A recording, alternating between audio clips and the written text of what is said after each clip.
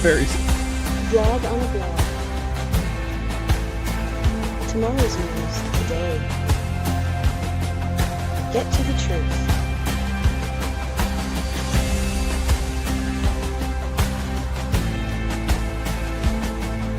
Comment, subscribe, share. Visit us at yahowah.com. Oh, what an improvement. Oh, so much better. Absolutely love the new introduction, particularly with the group page.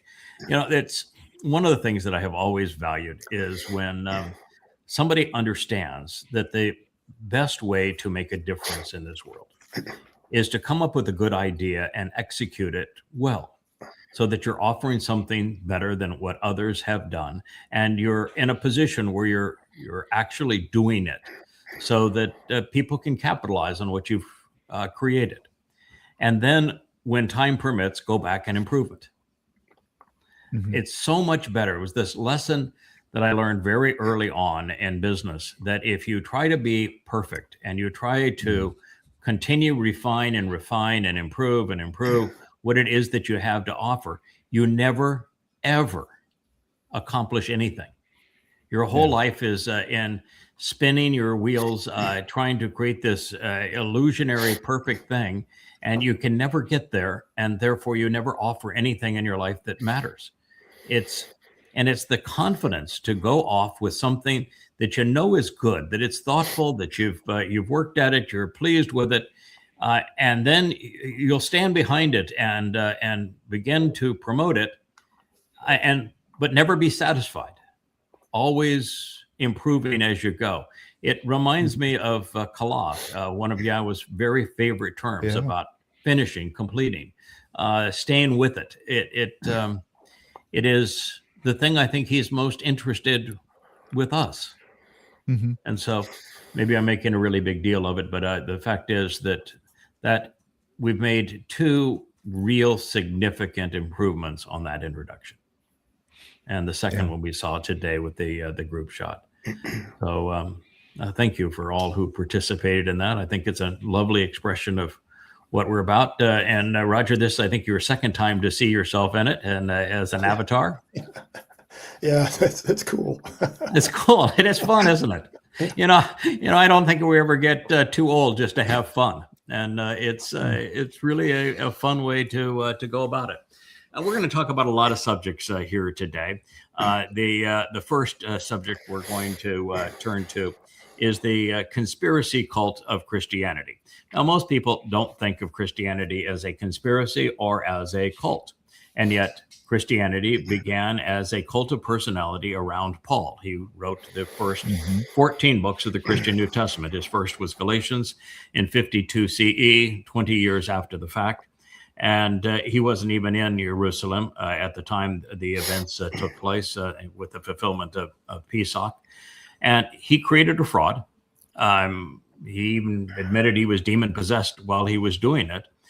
And his fraud was to counterfeit the actual Messiah, the actual Son of God, who actually fulfilled Pesach in 33 CE while being crucified by the Romans. The actual Messiah and chosen one, who is our Savior, is Dowd. People know him as David, but those who call him David probably don't know him. He's the most interesting person in the story because he's the firstborn son of God, and the whole story from beginning to end, even in the garden, revolves around him. Paul used identity theft, literally stole everything that pertains to Dowd to create his myth of Jesus Christ. And then he borrowed heavily from Dionysus, which was the most popular god amongst the Romans and the Greeks at the time, to create his religion. And he's the one who coined the term gospel. He's the one who invented the name Iesou Christou, which later became Jesus Christ. And he not only wrote the first 14 books of the Christian New Testament, but the next 3 were written by his pack, his propagandists, and Mark, and then Luke, and the books of Acts also by Luke. And they were written around 75 CE. thing that people don't recognize with Paul, and I want to make two statements, then we'll look at the first slide here. First is that Paul claims to have been appointed by God, and yet throughout his letters, he misquotes God at every occasion. He never once quotes from the Torah, prophets, and Psalms accurately. Every single citation is not only a misrepresentation of what was said, but it is a gross corruption of what was said, so that his position is the opposite of what God actually said. He did it 100 times or more. Every single time, without exception, Paul misquotes God. Now, you cannot speak for God and constantly misquote God. And his basic theme is that God, through his Torah and prophets, could not save anyone, so that he gave up and Paul, who was admittedly a sexual pervert, a demon-possessed, murderous man, and told Paul, you go fix this for me. I'll appoint you to be the spokesperson to the world to contradict me and to come up with, but I, Paul, say.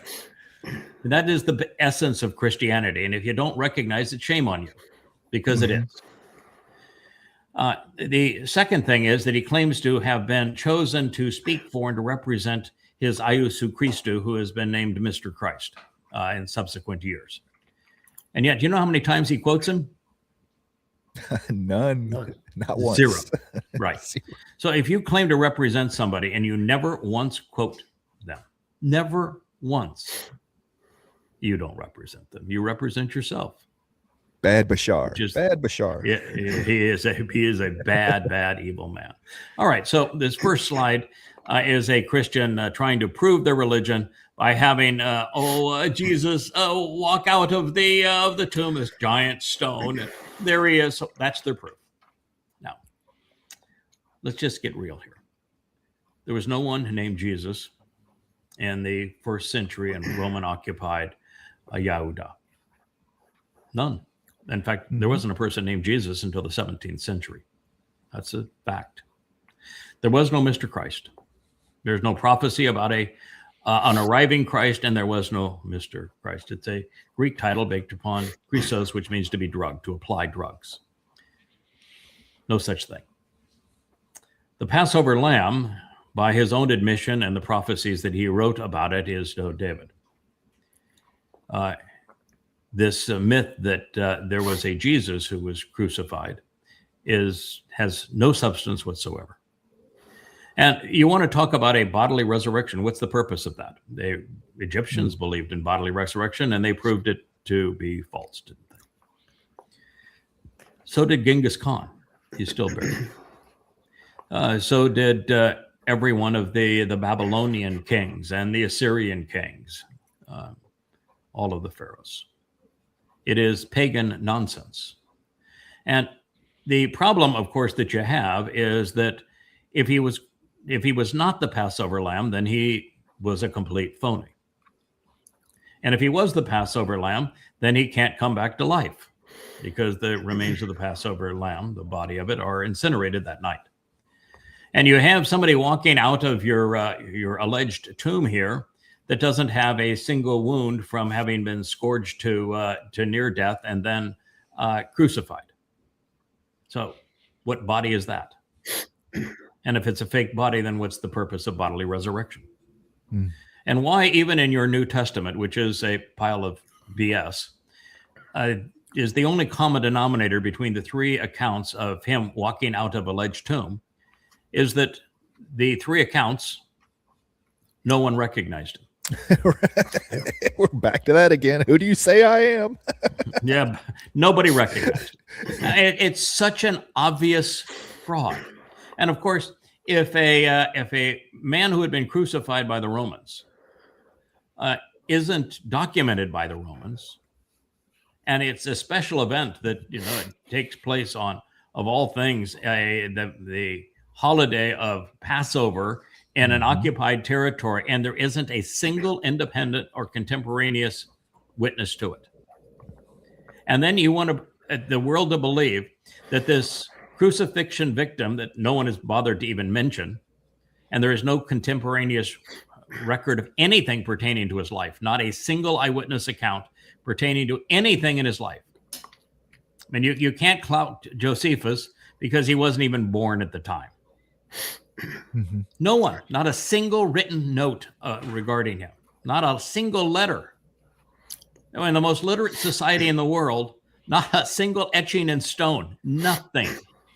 And then you want to believe that said man comes back to life, and there's not a single mention of it anywhere. No. Mm-hmm. And you want to claim that there was an eclipse of the sun on Passover. How could you be so stupid? Does anybody think in Christianity? Apparently not. Because you can have a lunar eclipse on a full moon, which is when Passover occurs. You can never have a solar eclipse on Passover. You can have one 2 weeks earlier than that, but never on Passover under any circumstances. You just can't be that stupid.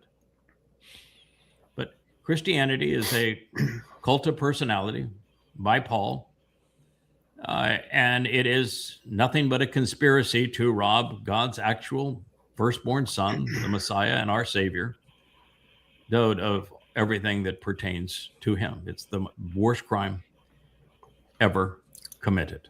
So breaking news, the tomb is only empty because there was no one in it. Yeah. What did Paul's Jebus do on the most important day of Chag Matzah?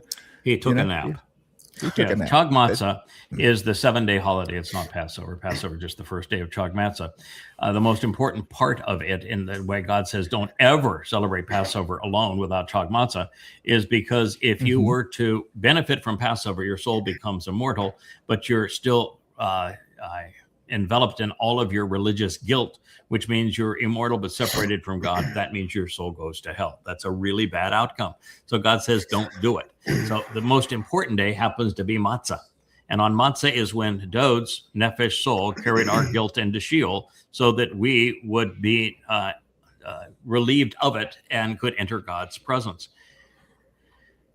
The mythical Jesus took a nap in his tomb, allegedly, on Matzah. The whole thing is a pile of disgusting lies that is so easily disproved. And I have disproved it using by just comparing what the numbskulls who created the Christian New Testament wrote compared to what God wrote. I set one next to the other. They claim they were inspired by that God, and they contradicted God on every possible occasion. So it proves emphatically that Christianity is false. And there is no way for anyone to refute the evidence in the 5 volumes of Christianity, all of which are, there they are. There's the first 3 of them. There's 5 of them, and they are all available free at yahowah.com. Those books are absolutely irrefutable. There is no possibility that any Christian can read those 5 books and remain a Christian. None. So I would encourage you to read them as opposed to promoting the myth that a myth walked out of a tomb and that the tomb is empty. It is an absolute lie. Wow.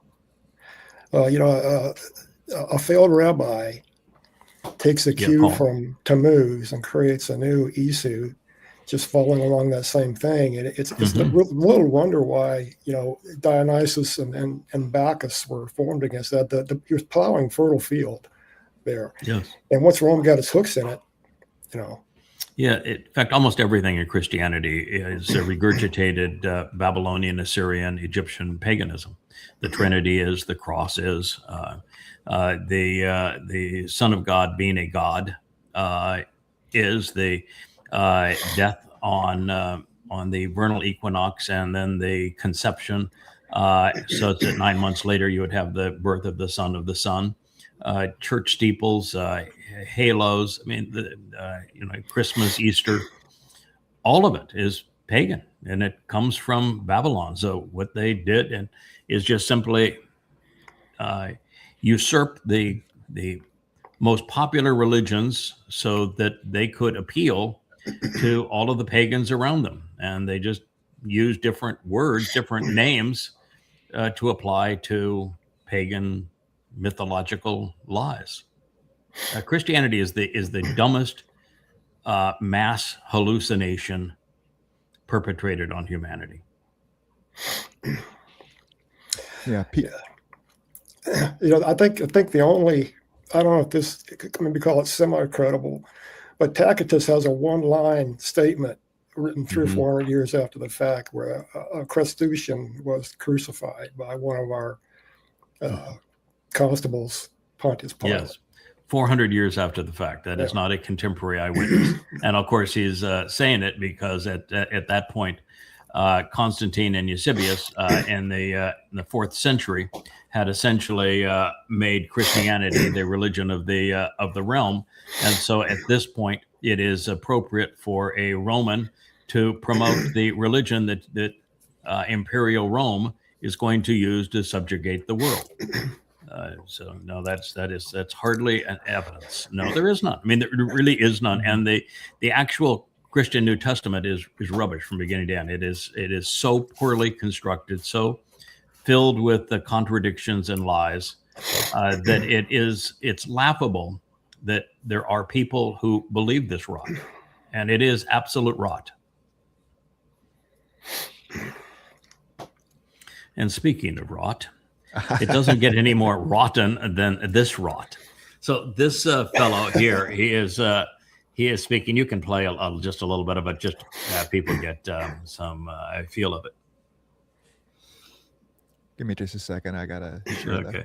While he is doing that, what this fellow is doing is he is trying to convince Muslim boys that they will have. You can play it at any time. I'll talk over it. He's trying to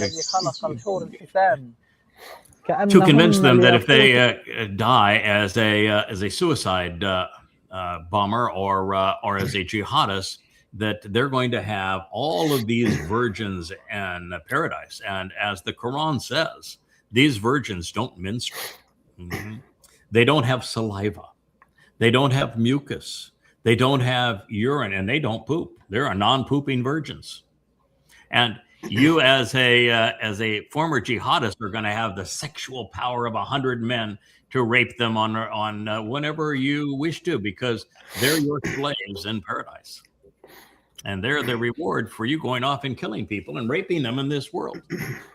So, if you are stupid enough to believe that, then there really is no hope for you as a person. But what's really amazing is that it is obvious that Muhammad lied. I've written 5 volumes to prove that Muhammad lied. You probably have the 5 volumes that you could put up there as a quick shot. That is the Goddamn Religion series. I use only Muhammad's and Allah's words. I put the Quran in chronological order, set in the context of Muhammad's life using the Hadith. And so it is the most comprehensive and chronological and textual and best documented presentation of the religion of Islam ever written. And there is no one who knows Allah or Muhammad better than I do, or the first Muslims. And the irrefutable conclusion is that Allah is not a God. He is in fact Satan. That Muhammad was not a prophet. He never got a single prophecy correct. And he was the most vile man who ever lived. Trump is trying to move him over to second position at this point. And they're still battling Paul as a pretty vile fellow as well. But Muhammad was a serial pedophile. He was incestuous. He was a serial rapist. He was a mass murderer. He was a liar. He was a slave trader. He was a terrorist. He was an overall thug. And thugs don't typically make really good spokespeople for God. And he wasn't. And he has a religion that follows his example. And as his example was that of a pedophile, incestuous rapist, who was a mass murdering terrorist and slave trader and a liar. So why should we expect the result to be any different today? Because they're in Islam, whatever Muhammad said and did is Sharia, it's law. I said he couldn't be more reprehensible than he was. But the real question is, why did 2 billion people still believe this stupidity? Really, what's wrong with the 2 billion Muslims on this planet believing this stupidity when it is so easily disproven? And, go to yadayah.com, read the 5 volumes of Goddamn Religion. It is also absolutely and unequivocally irrefutable. All I use is Muhammad's and Allah's words to disprove them. Why did 6 billion people tolerate this religion? It's worse than cancer. Back in Muhammad's day, it was a fear of execution by the sword. Today, it's just following the crowd mostly, and there's still violence associated with not being a Muslim in some countries. Of course, yeah, they kill most people like me for exposing their religion. I've had thousands of death threats, so it's just part of it. If you're going to have the courage to expose and condemn Islam, particularly with evidence and reason, they're going to come after you, and they do. But I think our biggest issue today is that Marxists have formed an alliance with Muslims. It's the dumbest alliance and probably in human history. But that alliance began with Hitler and the Grand Mufti when they agreed that there wouldn't be an exile of Jews after robbing them in Europe, but they would be exterminated was the result of that. And Marxists and Muslims have been together ever since. You look at the Democratic Party in America, they're pro-Islam and they're 70% Marxists. It's a travesty that what has happened to the human mind, because Marxism is a completely failed economic and political scheme that has never worked anywhere and has been disastrous every place that it has been tried. In the last century, it has been responsible for the deaths of nearly 200 million people and a world war. Islam in the first 100 years murdered 200 million people, which was a third of the Earth's population in its first 100 years. So the two deadliest human notions ever invented. And they have merged together in what is something that is just tragic. It is that, yeah. Wow.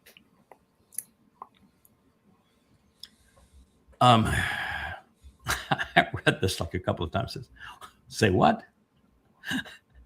Maybe you can make sense of the quote, but down there at the bottom it says James 2:12. Was there a person in first century province of Yehuda under Roman control named James? No. There probably was a person named Jacob. He would not have been a disciple, but he would have been Dowd's brother, and he would have spoken on behalf of the Torah and never and against Paul. I know Paul's mantra is what the book of James allegedly attacks, but he didn't become James until the King Iam's version was renamed in 1629 the King James Version, because they invented the letter J, and to kiss up to the despotic king, they changed the name of the alleged disciple from Jacob to James, just to kiss the tush of the English king. That's how disgusting all of this is. So there was no James, and by the way, there was no Jesus either. Well, the Torah, T-O-R-A-H, that's rabbinical. And there's nothing in freedom about rabbinical. Rabbinical is not about freedom. It's about bowing to the rabbis. If you want to have freedom, you got to go to the Torah, T-O-W-R-A-H. Correct. And the wah in Torah is essential. That's where the O sound comes from. And it was this corruption by rabbis over the years and their Shiva system, which is named fraudulent. That's what the Hebrew word means. Shiva. That Shiva system was designed to corrupt the nature of the Hebrew alphabet. And so they removed letters, replaced letters with other sounds just to obfuscate, particularly the pronunciation of Yahweh's name. And Torah, like Shalom, is written with a Wah. And the W is what conveys the O sound in Torah. It's the Wah that conveys the O sound in Yahweh's name. And so when you're looking at Torah without the Wah, that's a rabbinic corruption. And oh, by the way, the rabbis don't use Torah to describe the book that was inspired by Yahweh and written by Moshe. They use it to describe the books that were written by the rabbis, also known as the Talmud. Yeah, this one's a head scratcher. I have no idea what they're trying to say. And here, what but, is a you know, Bible Jewish? it's What is a Bible Jewish? Yes. First of all, Bible is based upon the Hebrew word Babel. Babel is the name of Babylon, and it means to intermix and confuse. So to commingle truth and lies, to confound, is the term Babel. Bible is Babel. It is a horrid term. God does not have a Bible or a Babel. And Jewish did not exist until the 17th century. So there is no Jewish.Bible at all. It is not complete, not incomplete, not Jewish, and not Bible. I mean, every bit of that is wrong. There is a Torah, prophets, and Psalms inspired by Yahowah, but it is not a Bible, and it is not Jewish. It's Yahowah's. So it's just made this stuff that is shoved down people's throats on the feeds of the likes of X, with the AI Grok running oversight and being utterly stupid. I mean, Grok doesn't have a clue on any of this. Grok is running an operation where the only thing that is absolutely and totally approved are lies. You can lie all you want, and he'll promote it, or it will promote it. Well, look at the Tates. Mm-hmm. One of the most popular sites on X, and they are absolute scum. Look at Tucker Carlson, demon-possessed, lines, anti-Semitic scumbag that's bribed by Qatar. Very popular. It's a shame what X has become. Yeah. This is a quintessential example of where more Babel is better for the religious. I mean, if we can Yeah, throw this is a full as spread much- of Babel right here. Yeah, right. Let's commingle it all together. I mean, Quintessential smorgasbord of Babel. He's jealous because we started the word of the day, and quintessential seemed. I mean, I can't spell it. I can't spell it. But I'll you work did that a one nice- You did a nice one working it into the conversation. That's what good is the word of the day if you can't work it in? Okay, so this is another post. People just are really up in arms, particularly on X, hating Israel. Hating Israel has become the cause celeb on social media, and particularly on X. Largely, I think, because of the founder, not founder, but the owner of X is anti-Semitic as well. Certainly, he's a racist based upon his posts, and a promoter of he's kind of like a carnival hawker as it relates to his promotions of nonsense. Speaking, of course, of Elon Musk, but end all aid to Israel. Okay, you can do that, but if you want to do that, give them the Sinai back. Mm-hmm. Take the time to understand why the United States went into an agreement where they began providing military aid under huge restrictions to Egypt and to Israel. And when you do that, you'll recognize that it was part of the Camp David Accords, that Israel, during the 6 Days War, had defeated the accumulated Islamic armies poised against it. And they were not only took the Sinai, not only took most of Syria, they were in the position with one more day, they would have taken Cairo and Damascus. And so in the Muslims all conspired, this now the second of 3 times that they would do this in succession, to exterminate all Jews and eliminate the nation of Israel. They were entitled to what they conquered, which was the Sinai. But America's CIA and its State Department and the like have a very simple equation as to how they operate. And the way that they manage regime change and dealings internationally is who's buying U.S. weapons and how much of those weapons are they buying. So Egypt was buying Russian weapons. And the United States wanted Egypt to start buying American weapons. And the easiest way to do that was to convince Israel to give Egypt back the Sinai. And if Israel agreed to give Egypt back the Sinai, Egypt agreed to start buying American weapons as opposed to Russian weapons. And the Americans agreed to spend this amount of money with huge restrictions on Israel, where the actual allocations to Israel are more favorable to the United States than they are to Israel, because Israel has to further develop all of those weapon systems and then freely offer to America all of the advancements they have made on those weapon systems. And they're much more efficient at it than is America. So my think is, okay, you want to end that deal? Then go back to how the deal was formed, and you give Israel back the Sinai. And when you give Israel back the Sinai, they can move all of the Muslims out of Israel and put them into the Sinai. And then it's a win-win for everybody. But start at the beginning. Know your history. Act morally and appropriately. And it's not even a bad deal for Israel, because none of the American weapon systems work worth a crap anymore anyway. They don't. So, yeah, the F-35 is the most overpriced piece of crap in the history of military boondoggles. The Patriot missile system is a complete and inept fraud at this point and does not work. The THAAD is so damn expensive that it can't be used. America lost a war to the Houthis. And prior to losing to the Houthis, America lost to the Taliban.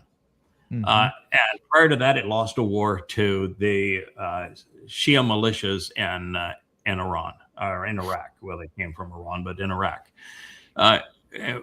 We turned Libya into a den of thieves.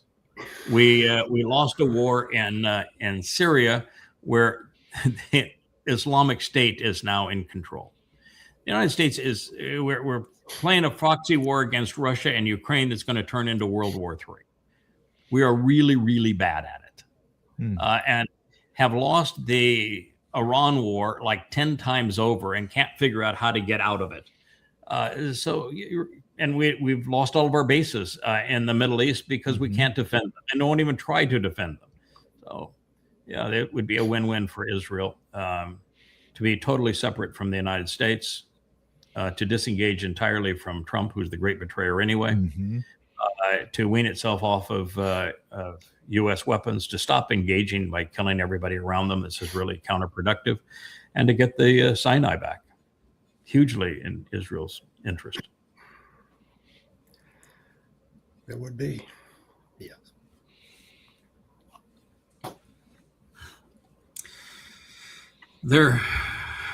Here's Jesus at the dock, saving a little girl.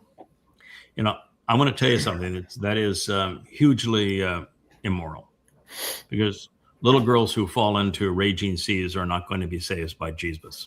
Jesus never saved anybody, ever. And Romans is the second worst book in the entire Christian New Testament, or in their Bible. The only thing worse is Galatians.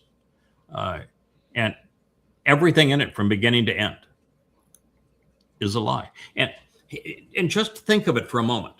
He's writing a book in Rome to the Roman Empire, which is the second worst beast of the succession of beasts that God condemns. He says they're the most vicious of all. No beast was ever more vicious than Imperial Rome. He's writing to Imperial Rome at the height of Imperial Roman power. And he's actually praising the Roman government, saying that government in Rome was inspired by God and you need to submit to it, when it is the single worst government ever pursuant to Israel. No one ever did more harm to Israel than that Roman government that he is praising. And the only institution worse than Rome from God's point of view is the beast that metastasized out of Rome, the Roman Catholic Church. And he is telling people to obey them, to submit to them. He's also creating a new covenant when there's only one covenant, and he's promoting the lie that the old covenant enslaved while his new covenant frees. A gross lie. It is in this book that Paul admits that he's a sexual pervert, but he says, you wouldn't have known. I would never have known that I was a sexual pervert if it hadn't been for the Torah describing what sexual perversion is, which means that he had to either be into pedophilia, incest, rape, or bestiality, because those are the things that the Torah claims are inappropriate sexually. He said, I wouldn't have been a sexual pervert because no one would have known I was a sexual pervert if it hadn't been for the Torah, which describes me as a sexual pervert, so I hate the Torah. Christians, you need to recognize that there is no Jesus, that Paul lied about everything, and it's Paul that founded your religion. Jesus wrote nothing, not a word. Which means, by the way, not only is his name incongruent with anybody who lived during that time and for the 16 centuries following that time, and not only was his title not applied to anybody at that time or in 16 centuries after that time, he didn't write anything. Everyone that serves Yahweh writes, and they write a lot. He wrote nothing. He's a fraud. Yeah. His top guy, Dowd, wrote more than anybody else. Those are the most scrolls that we have from Qumran. Yeah, Yahowah and Dowd, and then third to that would be Moshe's Torah. So the Torah, Dowd, and Yahowah, the big three in terms of the Dead Sea Scrolls. They wrote a lot. I know somebody that wrote even more than they did combined. They wrote a lot. Didn't Shaul die in a Roman prison? We don't know actually anything about Paul's death other than what Paul himself says. The rest of it's all in fables and the like. But according to him, he was arrested by Rome. Now, he used Rome as his protector. He couldn't use God as his protector. So the whole time he was writing, and people were mocking him because what he was saying was utter nonsense. I mean, he was creating blood libels against his own people, Jews. He accused Jews of murdering his God. Now, let's be clear, folks. God is not a man, and men cannot kill God. So if you start there, you realize that Paul's whole theory was completely absurd. But nevertheless, there's enough stupid people in the world to believe that God became a man, impossible, or that men killed God, impossible, or that Jews were the ones who were responsible for crucifying this mythical God when Jews never crucified anyone. But the Romans actually did, who Paul wrote this book on behalf of. I mean, talk about stupid. But,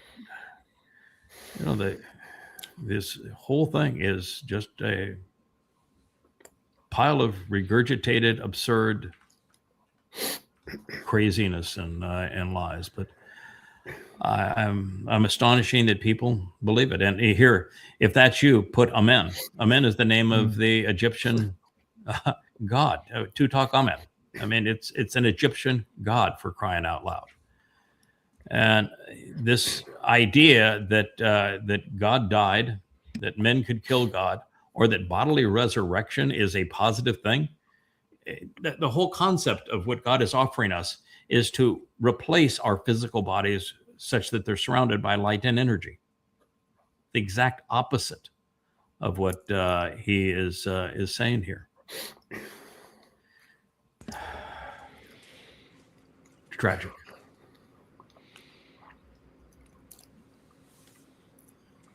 Yep, old Trump. Well, he's the slap happiest guy, man. He is slapping another 50% tariffs on any, all caps, on any. Okay, well, what any means any. That's what any means.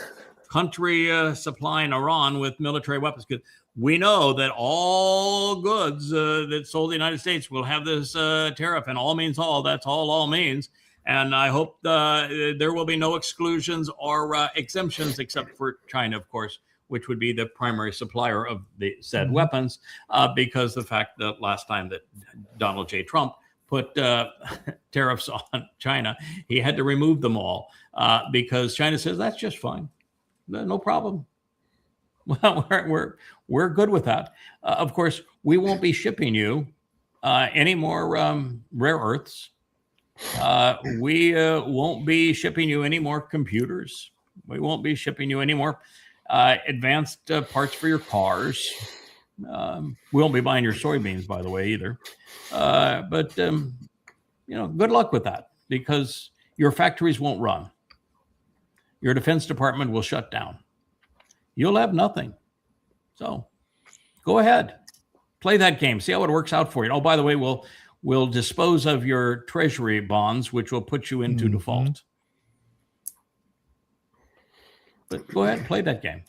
Trump, you played that game before. Didn't you learn anything when you played that game and you lost? And so somebody wants to promote this as a positive. I mean, come on. How, again, between politics and religion, and academic indoctrination, we've lost 90% of the people out there. Yeah, and with regards to Iran, this is just another example of them just throwing something up against the wall to see if it sticks. They are so bumfuddled by what's going on in Iran. They have no idea what to do there. I mean, so let's get a headline that we're still winning in Iran. We're doing something. Tariffs. So we'll take down their military. We're doing something, boy. This is going to be. This will be the answer here, because the Guardians of the Sea didn't work, and Project Freedom Navigation didn't work, and we've declared victory like 30 times, and that didn't work. And then we agreed to their 10-point plan, and then got there and said, "Oh man, now that we've read it, oops." And then we actually signed an agreement with their 14-point plan as a memorandum of understanding, and violated it the next day. By the plan says that all shipments through the strait are controlled by Iran. That's what the memorandum says. And so Trump decided the next day that he would breach the memorandum and sneak tankers through a different route without the oversight of the Iranians. And the Iranians responded and said, well, no, that's against the agreement. And when Trump violated the agreement, then he blamed Iran for violating the agreement. He started pounding Iran again, which was a violation of the agreement. Yeah. And now you're saying that nope, Iran cannot defend himself. It is morally pure for us to pound them. We're going to pound them into oblivion. We're going to eliminate the entire civilization and culture, and that's good. But anybody that helps defend them from us, that's bad. Tariff. Yeah, there has been a very systematic increase in the activity around Bandar Abbas in the last 3 days. All their bombs taking out the railroad bridges. They're trying to isolate that area. That's where they're going ashore. It won't be long. I think that they're softening up Bandar Abbas to put boots on the ground there and take that along with Karg Island. And it's going to fail horribly. I'm really put in a compromised position here, and sometimes you just have to speak from the heart. There is nobody who is more aware of the great harm that Islam has done to the world than I am. No one has written the kind of books that I have on Islam, and so I'm a billion times more aware of the consequence of Muhammad and Allah and Islam than anyone you're ever going to be able to listen to. I know the religion better than anyone, including any Islamic imam. And therefore, I understand the consequence of what Islam did to the Persian Empire, and how devastating that has been.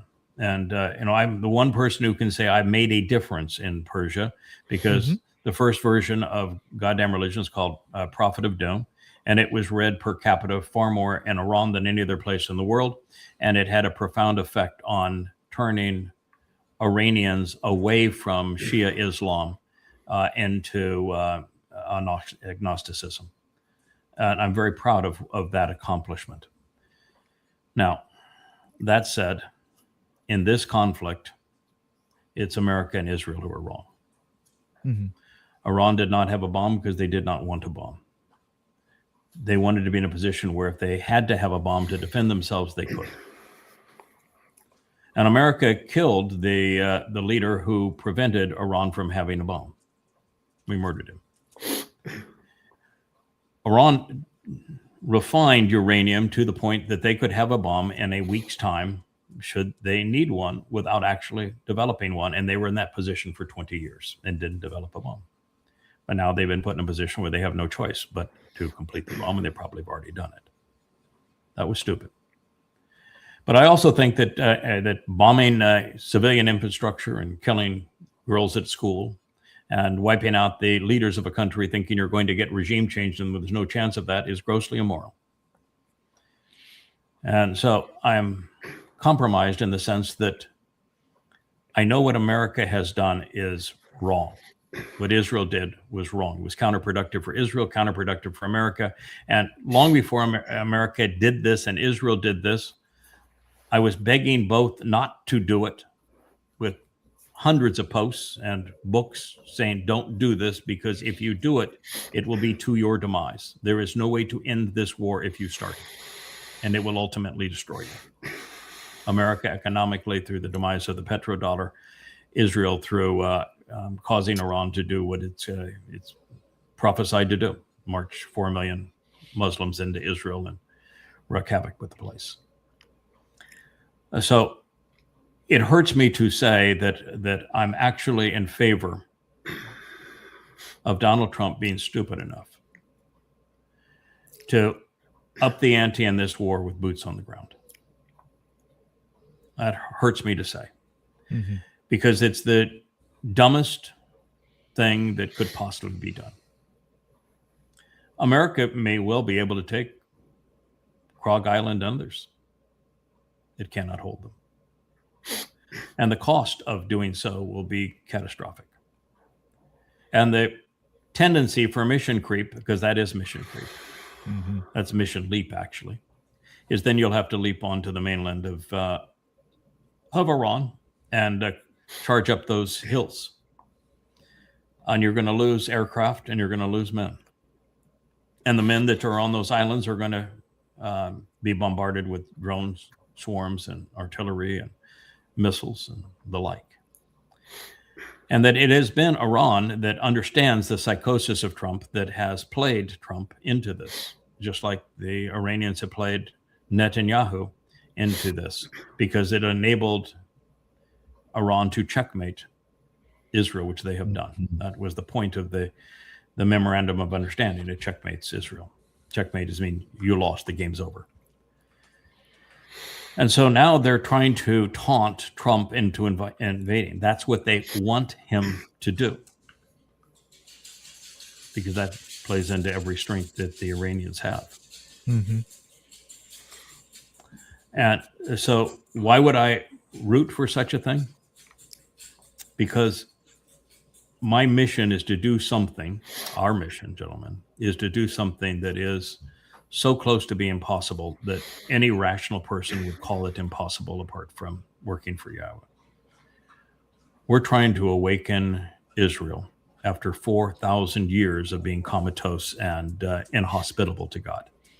Israel for 4,000 years has been overtly opposed to God and has been unreceptive to him while they've been belligerent as a people. It's 4,000 years of that. And the only thing that's going to save a remnant of Israel is to have no other option, where their backs up are against the wall. They recognize their rabbis have failed them, their politicians have failed them, their IDF has failed them, and that there's only one place to turn, and they're going to finally turn. But it's going to be a tiny, tiny, tiny percentage of them. The range probably of 1,500 in the final remnant. And the two harvests between them are going to be very lean. So the job is almost impossible. That's how difficult it is. And Jews are going to be belligerent right to the end. That unless they counter that kind of torment. And that's where this is going. The U.S. invades Iran. Iran will not only defeat America in Iran and destroy America's credibility worldwide, they will respond by marching 4 million men into Israel, right through Iraq, which America gave them by invading Iraq, and really what was a terrible decision, making a bad situation worse. They'll go right through Syria, with Turkey providing the air cover with their new F-35s. Israel's doomed. They've been checkmated. And this next step just brings that closer. I have heretofore been unwilling to predict that America would put troops on the ground. And the reason is twofold. My mission is to explain what's happening in the world that keeps people from knowing Yahowah and puts Yisrael at risk. The prophets had a lot to say about those things, and based upon today's events and what the prophets have said, I can deduce many things that are accurate regarding this, and have written a series of books. For example, this one, The Time of Troubles, 825 pages, that is exclusively on this material, on what's going to happen over the next 7 years. So I know a lot and have shared a lot. But I'm also careful because my track record on this has been essentially perfect. Hundreds and hundreds and hundreds of predictions, and they've all come true as I have said they would. So I know who Trump is, that he is Rahab, he is the Antichrist, he is the great betrayer of Israel. And I know what he's going to do and what he's going to do it pursuant to Israel. I have thought that it was likely that Trump would become so frustrated with his loss in Iran that he would succumb to the next step, which is to put boots on the ground. But it's insane to do so. And so the question is he sufficiently insane, and are the military leaders that are under him such wimps that they have no character and they will do what is against the best interest of their troops? And I think it is a fool's folly to try to predict what a fool is going to do. And Trump is that fool. So I can't tell you if it's going to happen. I can tell you that all signs indicate that he will be that stupid. And the consequence is going to be catastrophic for the world. Well, he's at least that antagonistic, arrogant. And you add that with stupidity, you got a pretty toxic brew there. And combine that with a satanic spirit. Yeah. It's a bad combination. He is the person that the prophet spoke about, that would be demon possessed by Satan, that would be the great betrayer of Israel and so destructive to the world at this time. And it's not even close in terms of whether or not he is that person. It's overwhelmingly obvious he is that person. And so this is what we're all up against. And America is the great betrayer. America is the country responsible for ultimately checkmating Israel into positions where it's eviscerated and becomes indefensible. And we're witnessing that happen. And we're in the time of troubles. We entered the time of troubles on May 22nd of this year, which was Shavuot. So we're 2 months in now to the time of troubles, and things are happening exactly as the prophets had foretold. So this would be a dramatic step, and it would be catastrophic for America if it happens. Yeah, we have a very solid history of throwing good money after bad. You look at the World War II, the invasion of the bombing of Pearl Harbor. We're just now starting to see American casualties, the two now that are in Jordan from the military bases, and their pictures are being put up on social media. Oh, this little girl was killed by Iran, right? That there's going to be some heartstring and some. She wasn't killed by Iran. She's killed by Trump. Yeah, well, you and I know this, but their intention is to rile up the American people a little, so that they're a little more okay with this boots on the. We're going to go get those Iranians for real this time. Enough taking the gloves off. We're putting boots on the ground, right? It's coming. Let's go kick some Iranian ass. Yeah. So says the Trump talker. Mm-hmm. Yeah. The spit doctors are working overtime on this stuff. Oh, they really are. Between Fox and Newsmax and the mega influencers and the bots on X and the like, it's repulsive out there, and sadly, most people can't think. I mean, it's this was so proven in the Ukraine proxy war against Russia, where the evidence is ubiquitous. It's undeniable that America started that war going back 20 years ago, and yet 80% of Americans blame Putin and Russia for instigating the war that America sought. And America has even bragged, particularly Senator Lindsey Graham, bragged that the best investment America ever made was giving weapons to Ukrainians to go kill Russians. It's just despicable what America has become. I'm embarrassed. I'm embarrassed to have formerly been an American. Yeah, you had a post earlier today on the vlog page. I think it was a Waters clip or something about we were just too darn good, too efficient at killing the Iranian leadership that now we can't get a deal, gosh darn it, because there's no Iranian deals to, and I was just like, how stupid can you get?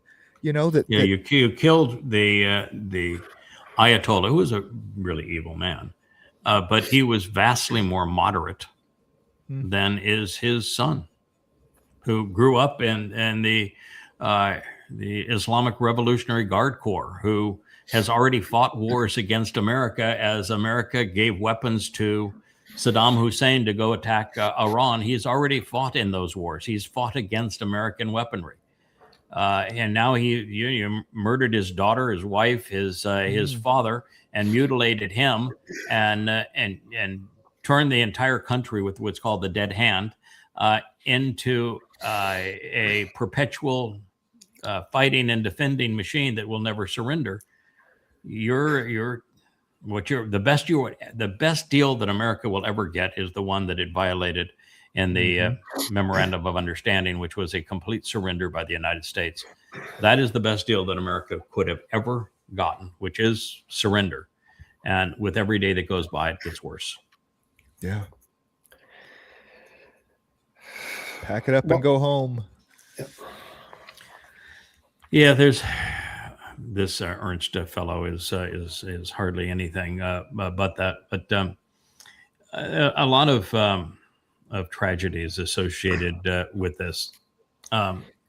First of all, it was a regional flood, according to God and according to the history of it. Therefore, there were not any elements, rhinoceroses or zebras in the group, because they would have come from Africa, and this was up between the Tigris and Euphrates rivers, Mesopotamia, up into between the Caspian and the Black Seas, and then out into the Mediterranean. And the proof of it is overwhelming. We have the Burkle impact crater that caused it. We have the 12 foot of sediment all the way up through that region. You have the Black Sea rising 500 feet and going from fresh water to salt water at that instant. So there is absolute, irrefutable evidence that it occurred exactly when God said it occurred and how God said it occurred, because he actually said it would be a deep upwelling of seawater that would cause this. The location of the ark has been found. That you can use Google Earth and you can actually see it. I have looked at the evidence because the man who went there to verify it from a satellite, not a satellite, but from a Turkish pilot's picture, brought back the metallurgy and pieces of the wood that was used to build it. The purpose of it wasn't to save animals.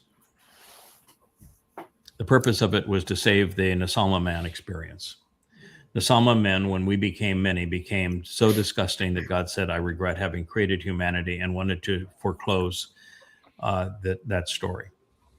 And the only reason that we exist today is because of one man, Noach. Noach, at the time that God made this statement, was in heaven with God. And they looked down and they saw it, and that's when God said, I wish I hadn't created humanity. And I cannot tell you if it was Noach or Yahowah who came up with the solution. It's probably Yahowah, and he shared it with Noach, but they were of like mind, and Noach was willing to do it. And so it's Noach who saved neshamah man with 8 neshamah-equipped. That's a conscience in addition to consciousness aboard the Teba, which is the name of the vessel called Vessel of Insights, Teba. And now I can say something even more controversial than this, which is that I know it to be true because I was there. I built the damn thing. So there you have it. The proof is overwhelming that it occurred. It's undeniable that it occurred. But people will believe anything, I guess. As for me, I don't believe. I either know and I don't know, and in this case, I know a lot. Yep, it was a Teba. I built it on Yahowah's instructions to give neshamah man a second chance. And it's one that, Ernst, you've squandered, as have most humans. I stumbled into something yesterday, such that I didn't sleep really very well last night because of it. I have shared with you that that the human experiment of God breathing a neshamah conscience into a specific animal and creating his firstborn, Adam, who later is known as Dowd, that Yahowah recognized that one man didn't measure up to what he needed to empower to 7 dimensions to go off and explore the universe with him. And that 2, when he added Towrah, became terrible. And that when they became 4, they became murderous. And when they became more, God says they were evil all of the time in every situation, in every possible way. And that the evil that was collective in the human experience was unmanageable, unsalvageable. And so it is Noach who was inserted into that situation to save humanity. There is a second story like that. Are you familiar with what is written in what the book would be called Judges, but it's Shaphat, in the 19th chapter, 18th, 19th chapter, right to the very end of the book? It's the story of a Lowy who has this fascination with adding a woman to his pool of women. I don't know how many he had, but she would have certainly been no closer to first than she had to be second or later. She is referred to as a prostitute. She's either a concubine or paramour, which means that it was a polygamous marriage. No big deal. God didn't care about that. She decided to run away, and she figured that what's good for the goose is good for the gander. If he can have multiple lovers, then so can she. And so she engaged with somebody else, but it was a pay-for-play situation, and making her a prostitute. And she ran to Dad, and when the Lowy decided he wanted her back, Dad had celebrated, saying, "Oh my God, hey girl, this is the best thing could possibly happen to you. You need to go off and be with this man." They wined and dined him for 4 nights, and he goes on his way with his prize toy. They get to Geba on the way back. And when they arrive in Geba, there's no one that will invite them into their home, so they're out there going to spend the night in the courtyard. And the story progresses. There's a man who was from Ephraim, not a Benjamite, that says, "Oh, well, what the heck, I'll invite you. You can come to my home." You say, "Oh, well, that's the hero of the story. So there's a good guy in the story." No, he's a piece of shit, as was the Lowy, piece of crap. As the story developed, they're having a nice meal, and the people of Geba, the Benjamites, start pushing in and banging down the door. And this piece of crap that invited them into his home goes out and says, "No, don't do this terrible thing," because they wanted to know, in a sexual sense, the Lowy who would come into town. So, "No, don't do this terrible thing. That's sick. That's really abusive. That's an obnoxious thing to do. Here, I have a virgin daughter. Take her instead. And by the way, he came in with a paramour. You can have her. Do whatever you want to with her. Rape her if you want. You think rape's good? Go ahead, rape her." Mm-hmm. And the Lowy, charming as he was, he uses shazak to say that he grasped hold of her in a overpowering way. And he drug her out to the street, tossed her to the Benjamites, and went in and went to bed. And they raped her all night long. They raped her to death. Mm-hmm. He gets up the next morning, opens the door, damn near trips over, heading back home, and he sees her there on the ground. He says, "Stand up. I want to go." She's dead. He hauls her back home, and with a butcher knife, he cuts her into 12 pieces, distributes those pieces all over Israel. Starts a civil war. It's the most despicable story in all of Israel. It's worse than the story in Sodom and Gomorrah. Do you know what story follows that one? We go directly into Ruth, don't we? At the end of Shabbat We do. Judges, we go directly into Ruth. Don't miss a word, one to the other.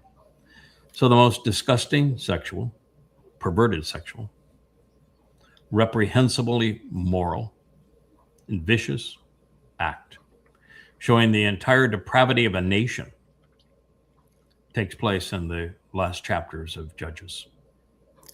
And that opens with the first chapter of Ruth. And so I'm here to tell you that Boaz was inserted. He's Noach again. He's inserted to save the nation. And he's going to be married to the same woman. This time she has a name. Her name is Ruth. She had to be imported from Moab because there wasn't a decent person in Israel. Mm-hmm. The story begins in the same place, by the way, Bethlehem. And what it shows is that for now the second time, God realized that there was no saving his people from themselves. He had to insert someone to do it, just as he had done with Noach. This time the person's name is Boaz. He's the same soul. That is why she is named the Amma, and that's why she declares that she is delivering the kinsman redeemer to him and through him. It's the same story. How about that? Yeah. Wow. Think of the implications of that. I don't think anybody's ever pondered the implications of that, of why these two stories are told that way. So, right. But there they are. And That of course, they reappear at the darkest time, I think, for humanity, darker than the time that preceded the flood, darker than the time of Israel's rape and dismemberment of this girl. And that is when Dowd started cursing God. Mm-hmm. Because he's the only reason that the whole experiment keeps on going is God wants a son. And he turned on God. And guess what? The same people are reinserted at that point too. To save. Right. To deliver the kinsman redeemer. I'm noticing a pattern. Right. Yeah. But And here we are at the end. Yeah, and here we have those that says, no, that's all nonsense. Not true. Okay. Have it your way. Good luck with that.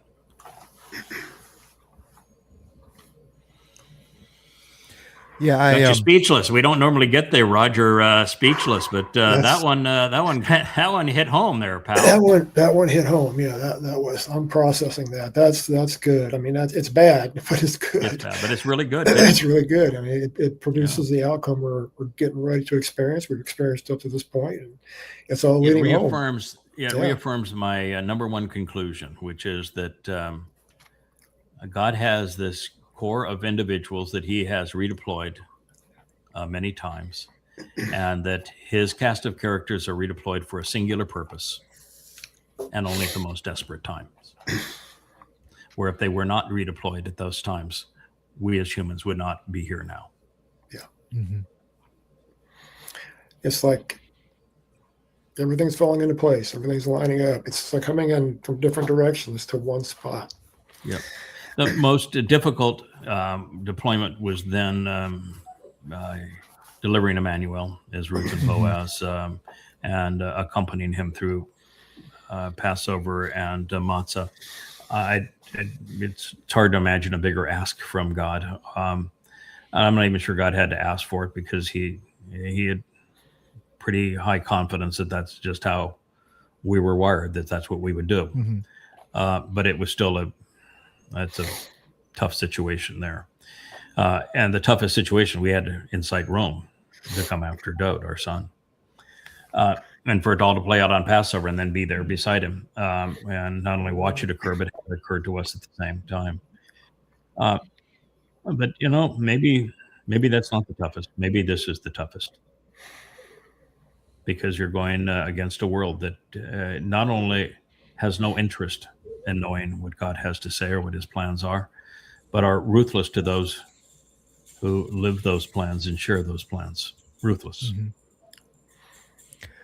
Yeah, we were talking earlier about Israel and the poor harvest, how few of them are going to last, and how it's going to. That it really strikes me from the book of Ruth that they have to have a Naomi moment. They have to absolutely have nothing before they're going to turn around and come home to Yahweh. And well, Naomi cursed God on her way in. She called God evil. Mm-hmm. And by the time it's done, she's rooting for Ruth, telling Ruth, "You get together with Boaz, and we can resolve this." And it did with Naomi. She came around. The men did not.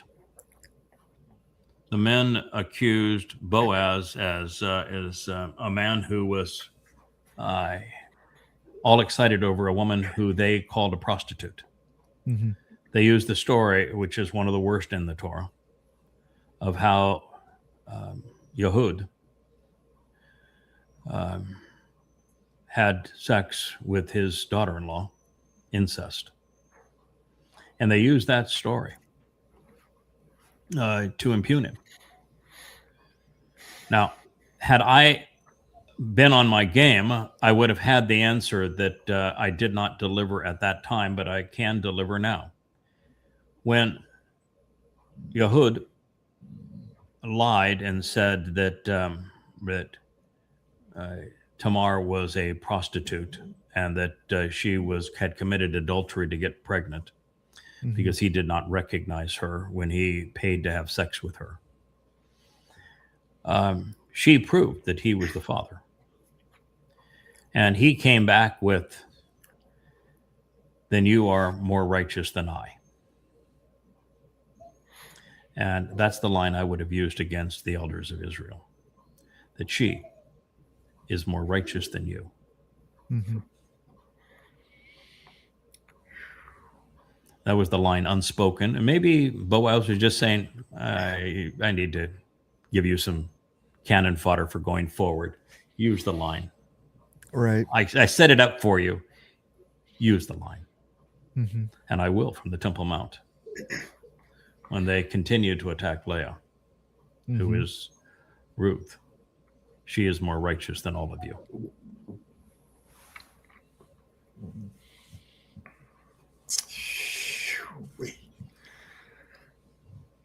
Yeah, it's unfortunate that the story of the Teba can be so powerful in its own, so full of understanding, of what the Torah is really about. Okay, what the whole idea of the Torah is about, and then for them to babble it up with elephants, and then and the whole world, and the then depth of the story, it's not just saving the Neshamah man, Kevin. The depth of the story is who Noach and Shem represent. Mm-hmm. Yeah, that father and son, because they are Yada and Dowd. They are the characters as they go through God's entire story, and they're the ones who are there going to Abraham and Sarah saying, you're going to have a son, and it's going to be this miraculous insertion of a soul into her womb, which is exactly how these individuals are put in this position by God. And God says, yeah, it's the greatest of all miracles, what I'm doing here. And that explains the whole concept of redeployment of souls right there. And then 10 years later, they're accompanying Abraham and Yishak up Mount Moriah to be the first to ever understand how this event will ultimately serve as a dress rehearsal for what will happen exactly 40 Yobel after that point, 2,000 years, from 1968 BCE to 33 CE, when my son then, Shem, is Dowd, and he serves as the Passover lamb, and I am beside him as his father. That is precisely what that story represents, and that was the last year of Noach's life. And when you put those pieces together, now you have one of the most revealing and important and enduring and enlightening stories humanity has ever encountered. And what did the people do? How did they respond? Make it a fairy tale. They make it a fairy tale and mock it. It just and they mock the person who's telling them the truth about it for the first time ever. Oh yeah, yeah. Use it as a fairy tale to validate their false religion, or their conspiracies, whatever it may be, theories, or their cults. Yeah.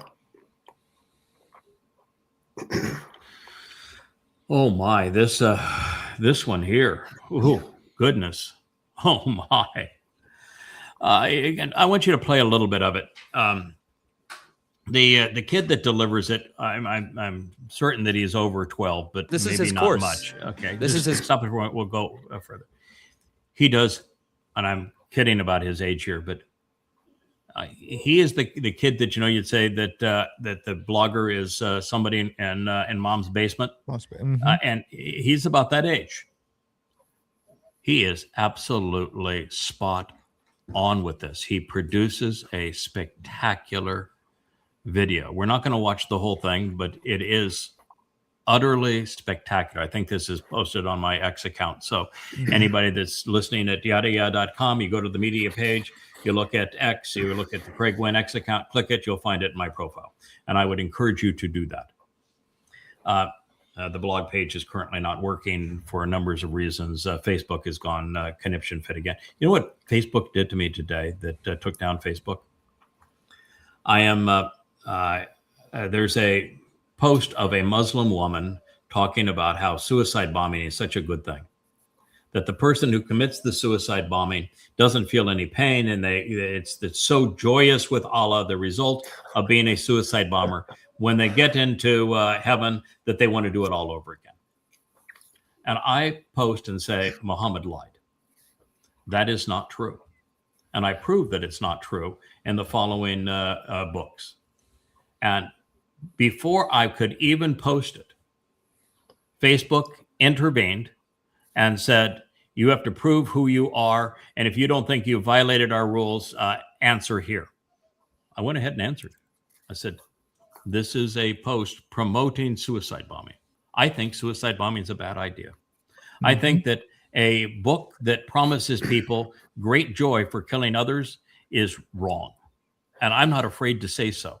So you want to tell me you're in favor of suicide bombing? Or you are in favor of people rolling over and playing dead as opposed to standing up against these things? Is that what you're trying to say, Meta? And since then, I've not been able to make a single post on the new Facebook site after the old one was shut down for other stupidity. I mean, Meta's AI are so unbelievably stupid that it's hard to process how bad they can be. Anyway, this young man does a very nice job. So it's on X. That's why we're on X, not on Facebook today. And he not only exposes the Tates, Andrew Tate in particular, bragging about being a pimp, bragging about abusing women, but bragging about using the Trumps and being BFFs with Barron Trump. This is a raging anti-Semite. This is a misogynist. This is a man that is now wanted in England for a huge, like 20 different sex crimes. This is a man that in Romania, they wanted to prosecute, and America wouldn't extradite him to Romania because the Trumps interfered. Pedophiles, I guess, love pedophiles. Rapists love rapists. But the connection between Andrew Tate and X is deplorable. It's deplorable that X would sponsor someone like Andrew Tate on their platform, and he could be that popular. It tells you the users of X are scum, and that the management of X is scum, in league with the Andrew Tates. And it tells you the President of the United States is scum, as is his son. Yeah. And sons, the whole clan of them. So I let you play a little bit of this. It actually gets good way into it. We don't have enough time to play the whole thing, but it's, you know where it is now. Course where he sex traffics. Welcome to the Tate PhD course. If you've bought this course, which you obviously have, congratulations, you're going to change your life for the better. That teaches basically how I got girls, how I met girls, how I got girls to like me, how I got girls to fall in love with me to work on webcam for me. And I'm very close to the Trump family. I know them well, and I spoke to Barron after the incident. All right, everybody, this is only getting worse and worse. Only a few days after sex traffickers Andrew and Tristan Tate were arrested in Miami, hauled away in handcuffs and shackles, and according to Polymarket, appeared in U.S. federal court this morning wearing prison uniforms, shackled at the waist and ankles as UK extradition proceedings begin.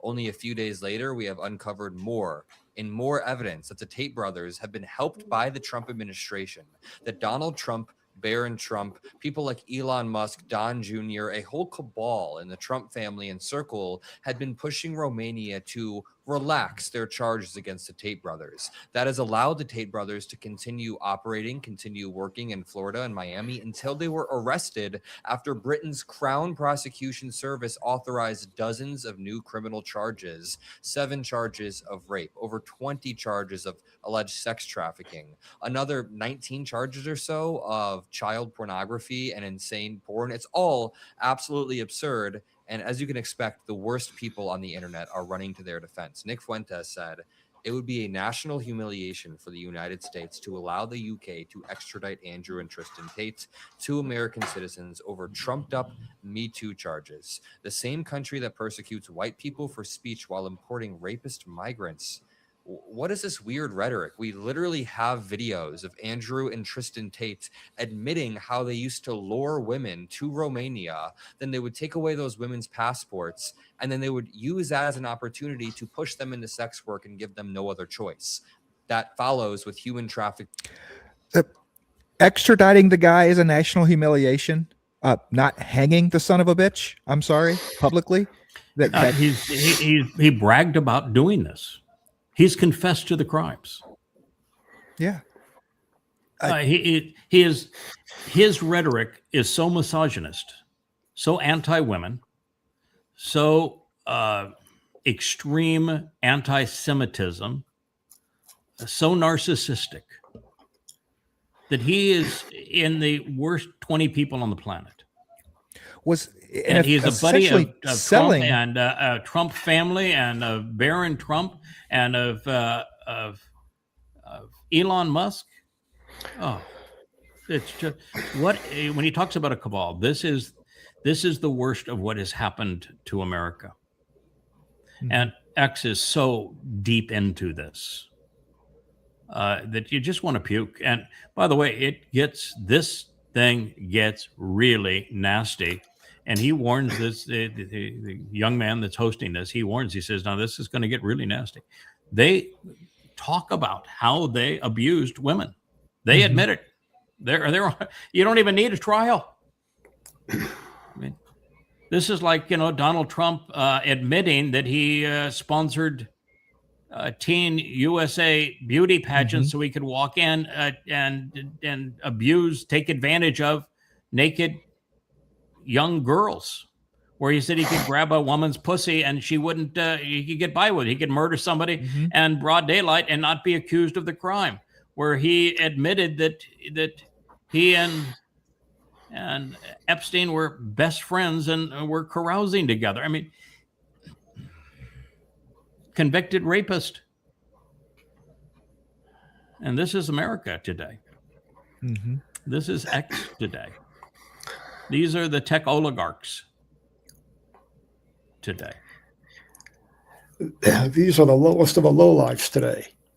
Yeah. And it's what they're doing, by the way, because he was living for the longest time in Bahrain, where slavery is acceptable, where abusing women is part of the religious culture, pedophilia is legal, rape is legal. So that's where he was for the longest time. But guess what? It isn't legal in the UK. It isn't legal in Romania, and it's not legal in the United States.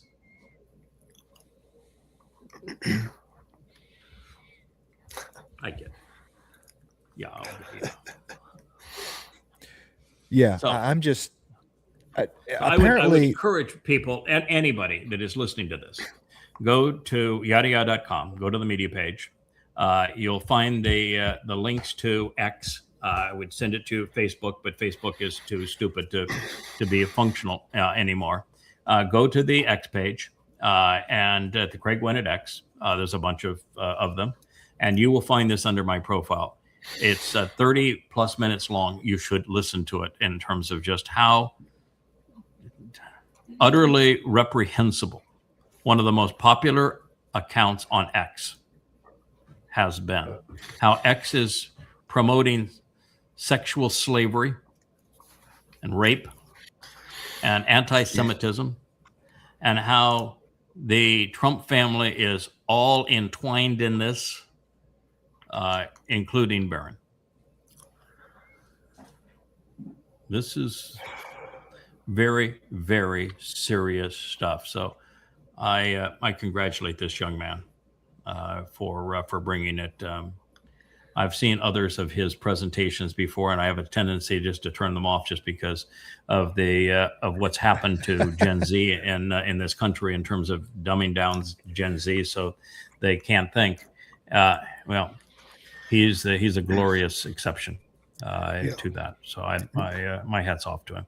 Now I'm probably going to find out at some point that he's an anti-Semite too, and he's a Marxist, and that he has all sorts of other things that are wrong with him, right. And that may be true. And if so, then I won't ever publish anything from him again. I can just say on this subject, and I only listened to the first 15 minutes of it, but on this subject, the young man did a really fine job of doing this. And I remember last week I was after the death of Lindsey Graham, and there was a Russian saying we're not going to grieve for him because of the horror that he imposed through his proxy war, claiming the best investment America ever made was arming Ukrainians to go kill Russians.